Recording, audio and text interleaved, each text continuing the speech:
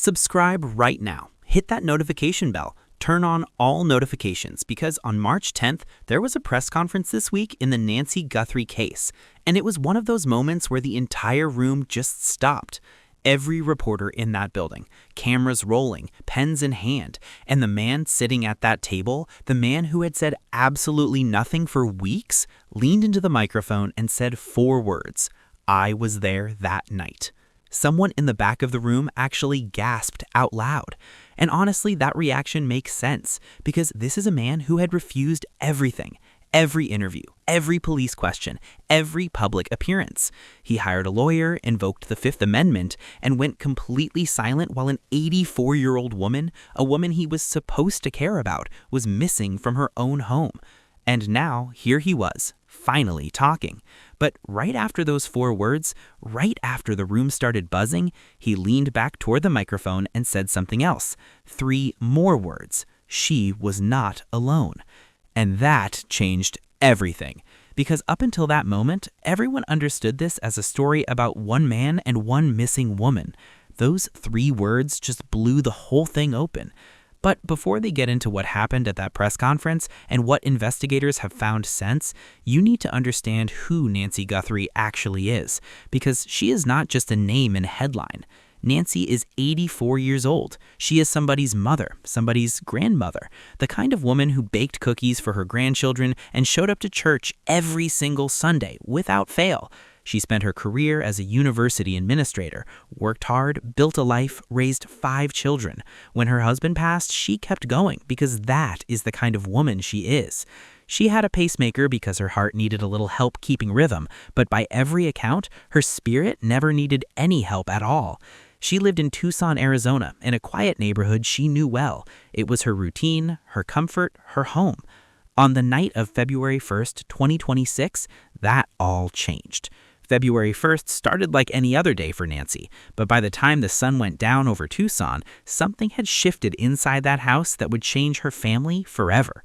At 7:12 in the evening, a food delivery arrived at Nancy's front door. 2 meals, not 1. 2. That detail matters. The order came from her son-in-law's account, Tommaso Chalan. He was already there that evening. Neighbors saw his car in the driveway around 6:30. Phone data later confirmed it. He was inside that house, and dinner was planned, not spontaneous. The delivery driver told investigators that when the door opened, the man on the other side looked tense, tight jaw, distracted. And somewhere in the background, he could hear a woman's voice. Not yelling, just talking. But something about the whole thing felt off to him. He mentioned it to his girlfriend that same night, said it just felt strange. At 7:40, Nancy's home phone made a call to her lawyer's office. It went to voicemail. Forensic experts later recovered a partial message. The words they could make out were short. Important change, not comfortable, tomorrow. Was she talking about her will, her finances, about Tommaso? Investigators believe all 3 because here is what most people did not know at the time. Nancy had a meeting scheduled with her attorney on February 3rd, 2 days away. She was planning to make changes to her legal documents, changes that would reduce Tommaso's financial control, pull back the power of attorney he had been holding over her affairs. And Tommaso knew that meeting was coming. Now, pay close attention to what happened between 8:42 and 9:03 that night, because that window is the center of this entire case. At 8:20, neighbors reported hearing raised voices coming from inside Nancy's home. Not screaming, but noticeably louder than normal. Nancy was a calm, soft-spoken woman. Raised voices were unusual for her. Then at 8:31, Tommaso received a phone call, 14 seconds long. The number wasn't saved in his contacts. Investigators traced it. It came from a prepaid phone, the kind you buy with cash at a gas station. And that phone had been purchased just 3 days before February 1st. 14 seconds. That's just enough time to say something short. Are you ready? It's time. What do you need me to do? We still don't know what was said, but what happened right after that call tells its own story. At 8:42 in the evening, Annie's pacemaker recorded something alarming. Her heart rhythm changed suddenly. Not slowly, not naturally, suddenly. The way a heart changes when someone is frightened or in pain. 5 minutes later, at 8:47, the device recorded sharp physical movement. Not walking, not sitting down, sharp movement, like her body shifted fast. At 8:52, the pacemaker recorded what doctors call an acute cardiac event. Her heart was in serious trouble. And at 9:03 in the evening, the pacemaker signal stopped completely. Not because the battery died, and not because the device malfunctioned, because someone physically removed it from her body. 11 minutes from the first spike of distress to complete silence. 11 minutes and nobody called 911. Nobody called an ambulance. Nobody called for help. Now, here is something that didn't make big headlines early on, but that investigators flagged as significant from the very beginning. There was no forced entry anywhere in that house. No kicked-in doors, no broken windows, no damaged locks. Whoever was inside that house that night was let in, welcomed in, trusted. Any small dog was found inside the house the next morning, calm, not hiding, not shaking. Dogs bark at strangers, they pace and alert when something is wrong, but they don't always react that way to family. A neighbor said the dog had been barking around 8:45 that evening and then stopped suddenly, quickly, as if someone it recognized had quietly told it to settle down. Then there's the garage door. In the days before Nancy disappeared, the garage door had been lowered to a very specific angle. Not fully closed, just low enough to block the driveway security camera from getting a clear view. When Tommaso was asked about it early on, he said it was to keep the sun out. But detectives found that explanation hard to accept, because when the cameras were later physically destroyed, it became clear that whoever destroyed them already knew exactly where every single one was located. They had already thought about what could and couldn't be seen. And at 9:34 that evening, in the window between the pacemaker going silent and the SUV leaving the driveway, Annie's home Wi-Fi recorded a login to the security system. The correct password was entered. The cameras were disabled remotely before being physically damaged. Whoever did that knew the password. And Nancy was not someone who shared passwords freely. When police first started asking questions, Tommaso did what the entire country noticed. He hired a lawyer, said nothing, declined every interview, ignored every reporter, and refused to cooperate with investigators. He invoked his Fifth Amendment right and stayed behind that silence for weeks. Now, some people will say that's just smart legal strategy. You don't talk to police without a lawyer. That's your right. But here's the thing. Savannah Guthrie, Ann Guthrie's daughter, and one of the most recognizable faces on American television, stood in front of cameras with tears in her eyes and begged for her mother to come home. The family offered a $100,000 reward. Savannah's brother and sister spoke out publicly. They searched, they pushed, they did everything that people do when someone they love goes missing. And Tommaso? Nothing. Not one word of support, not one public statement, not one appearance beside the family at any search event. A man who lived 15 minutes away from where this woman disappeared said absolutely nothing for weeks. One Tucson resident said it plainly in an interview. "My gut is telling me it's the brother-in-law. You haven't seen him. You haven't heard from him. Radio silent. That's very suspicious to me."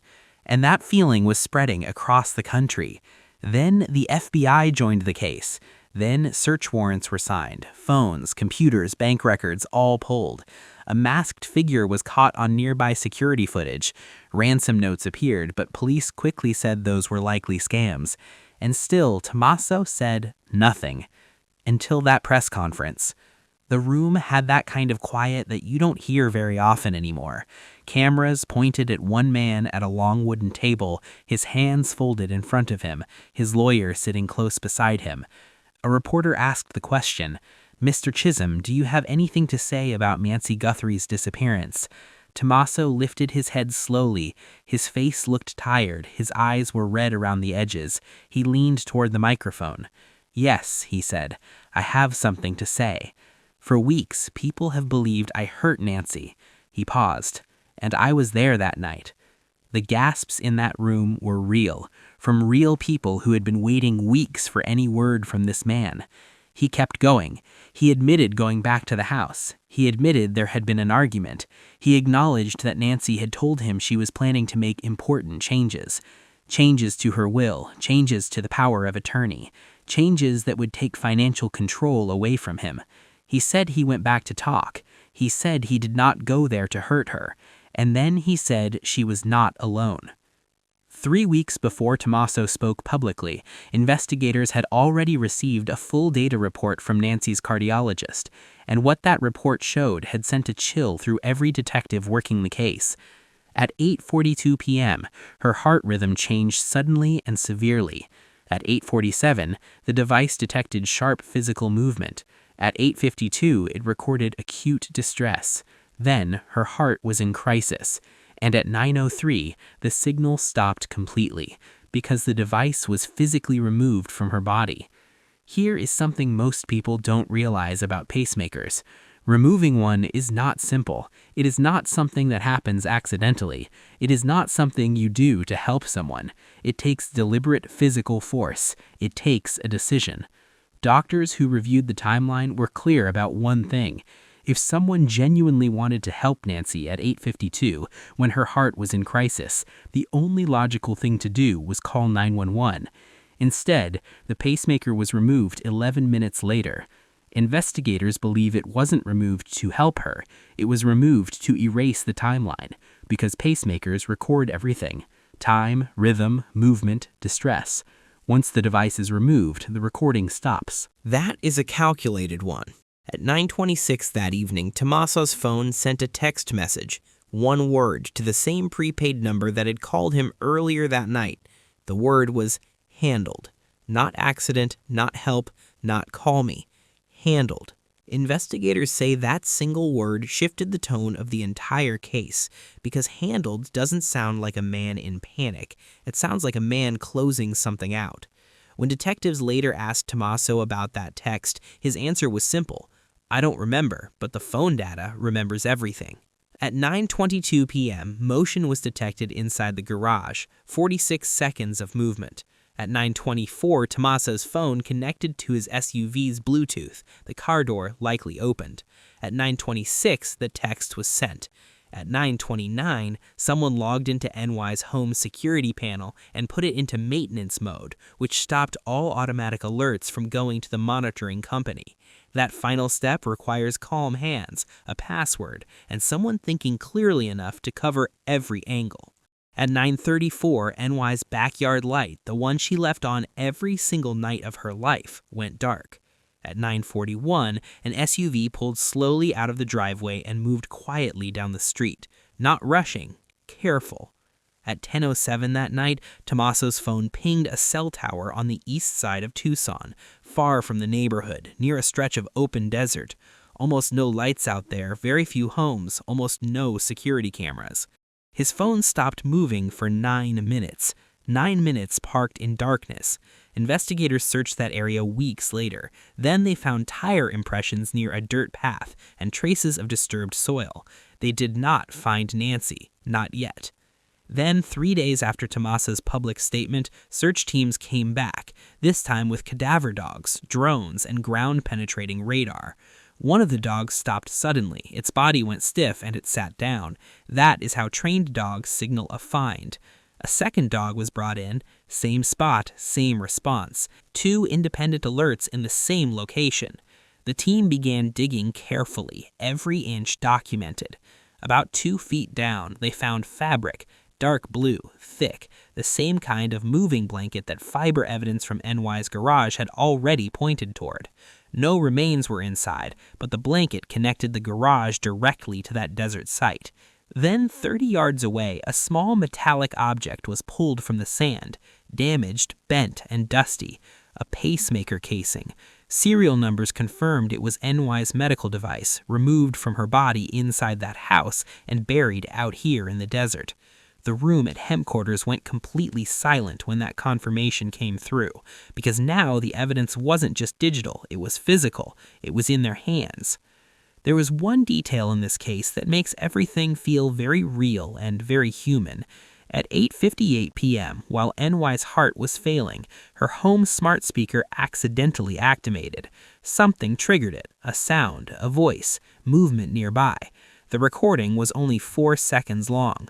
For weeks, the audio was too unclear to use. But forensic experts worked on it, cleaned it up, enhanced it layer by layer, and what they recovered made the grand jury go quiet. A woman's voice. One word. Please. Then a loud thud. Yeah, Then silence. Just that one word. Please. Was she asking for help? Was she asking someone to stop? Was she asking someone else in the room to do something? Nobody knows for certain, but the timing matched the exact moment the pacemaker recorded her acute cardiac event. Prosecutors played that audio for the grand jury. Some jurors lowered their heads because one word from one woman in 4 seconds made all the data and timelines and phone records suddenly feel like what they actually are, a real person, a real life. Tommaso has never publicly addressed that audio. His lawyer said it could mean anything. Investigators say the timing says everything. When detectives sat Tom Tommaso down in an interrogation room with the pacemaker casing on the table between them, something finally broke. Detective Morales slid the evidence bag forward without saying a word. Tommaso looked down at it. His jaw tightened. His breathing changed. For the first time since this whole case began, the calm left his face. "We found this in the desert," she said. Silence. No panic drives someone to a desert road. No panic buries a blanket. No panic connects to a second vehicle. Tommaso stared at the table. His lawyer whispered something. He nodded once. Then he looked up. "I did not plan for her to die," he said. Not "she did not die," not "I did not hurt her." I did not plan for her to die. Investigators noted that specific construction immediately. "Who was with you?" the detective asked. Long pause. "There was someone else," he said. His lawyer tried to stop him. Tommaso kept talking. He said after Nancy fell during the argument, he claimed she hit her head. He panicked. He said she was still breathing at that point, and instead of calling 911, he called someone he trusted, a business associate, someone who owed him. That person arrived later, and according to Tommaso, it was this person who suggested staging the scene, destroying the cameras, removing the pacemaker to muddy the timeline, make it look like a break-in. And so, together, they moved her. But here is the part that stops you. Tommaso told detectives that Nancy stopped breathing in the garage, not in the hallway where the argument happened, not in the kitchen, in the garage, which means she may have still been alive when she was moved, when decisions were being made around her instead of for her. When someone was thinking about camera angles and security passwords instead of calling an ambulance. The prepaid phone, the masked figure on the security footage, the Bluetooth connection to a second vehicle in the desert, the second set of cell tower pings near both the house and the desert site, all of it was pointing toward one thing. Tommaso did not do this alone. Investigators traced the store where the prepaid phone was purchased. Security footage showed a person in a baseball cap and sunglasses paying cash. No ID. Slightly taller than Tommaso. Slim. Moved quickly. Could that be the masked figure seen near the house that night? Possibly. Could that be the person who arrived after that 14-second phone call? Almost certainly. At 10:12 p.m., during those 9 minutes stopped in the desert, Tommaso's phone briefly connected to a second Bluetooth device, not his own SUV. That connection lasted 18 seconds. So, investigators believe another vehicle was at that location, which means something or someone may have been transferred between those two vehicles. And the prepaid phone pinged a tower near that same desert area at 10:05 p.m. 2 phones, 2 signals, 1 remote location. 1 dark night. Tommaso eventually gave detectives the name of his associate during that interrogation. He claims that after leaving the desert, he drove home and the other man took over. He says he doesn't know where Nancy was taken after that. An arrest warrant was issued for Tommaso for obstruction of justice, evidence tampering, and manslaughter. The second suspect is under active investigation. Annie, Tommaso's wife and Nancy's own daughter, had stood by him during those early weeks. She told close friends she believed him, said he would never hurt her mother. But after his statement at the press conference, after he admitted destroying the cameras, removing the pacemaker, panicking instead of calling 911, she went quiet. Sources say she confronted him directly after that and asked him one question. Who else was there? He didn't give her a clear answer. And that silence inside the family may have been louder than any silence he kept publicly. Savannah Guthrie issued statements throughout this entire ordeal, carefully worded and controlled. She's a journalist by profession. She knows how words land. She never directly accused Tommaso by name in public, but after the interrogation details leaked, her tone shifted. "My mother deserves the full truth," she said. "We will not stop searching for her." Less hope in those words, more resolve. And there is a real difference between a family that is searching and a family that is preparing for what may come next. And that is still the open question in all of this, because for everything that has been uncovered, the pacemaker data, the desert blanket, the text message, the audio, the partial confession, Nancy Guthrie has not been found. Not yet. The desert site gave investigators the blanket and the device, but not her. Investigators believe she may have been moved a second time. The Bluetooth connection in the desert, the second vehicle, the associate who allegedly took over, all of it suggests the final location may be somewhere else entirely. Search teams are expanding. Ground-penetrating radar is being used in new areas. Traffic cameras near desert roads from the night of February 1st are being reviewed frame by frame. Yet, financial records also show unusual activity in Annie's accounts in the weeks before she disappeared. Tommaso had been moving money. Small amounts at first, then larger ones. Nancy had noticed and started asking questions. That may be where all of this started, the will meeting on February 3rd. The power of attorney about to change, the financial control about to slip away. But through all of it, Nancy Guthrie is not a case number. She is not a statistic. She is an 84-year-old grandmother who left a voicemail saying she was not comfortable, who said please into a dark room in what may have been the final moments of that night, who baked cookies and went to church and trusted the people around her. She deserves answers, and her family deserves closure. As of right now, the case is moving toward prosecution. The grand jury is continuing to hear testimony. The second suspect is under active investigation. The desert search is ongoing. Tommaso broke his silence, but he has not told the whole truth. Not yet. Because there is still someone out there who knows exactly what happened between 9:15 and 9:41 that night. Someone who knows where Nancy is, someone who has been watching the news and watching the evidence stack up and knowing the timeline is closing in on them. That silence cracked once already, and when it cracks again, the full truth will finally come out. If you know anything about Nancy Guthrie's disappearance, please contact the Tucson Police Department or submit an anonymous tip through their official website. You can remain completely anonymous. And if this story moved you in any way, please share it. Awareness matters. It really does.